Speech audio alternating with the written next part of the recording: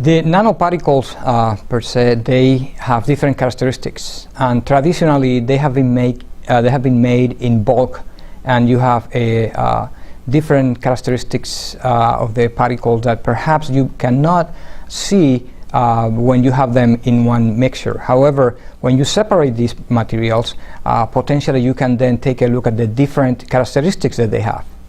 The spectroscopic characteristics of carbon nanoparticles traditionally have been examined by analyzing bulk solutions where you have a mixtures of different mixtures of particles. So by using a separation method would allow us to separate these particles and identify characteristics that are unique of each individual fraction that has been separated, that potentially may not necessarily be reflecting the properties of the bulk of the material. The bulk of the material can provide a certain characteristic that potentially can be seen as the average of all the different materials that are in there. By separating them, we can go and analyze each fraction and obtain the characteristics that are unique for those fractions.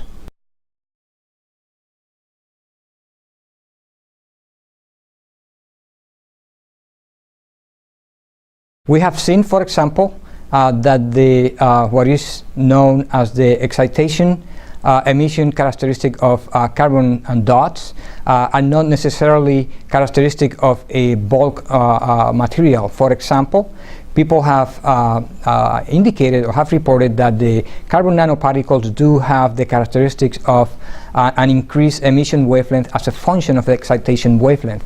What we have found is that when we separate these materials, the material that we have separated, they do have unique characteristics, that they have a unique excitation emission wavelength regardless of the excitation wavelength that is used for that.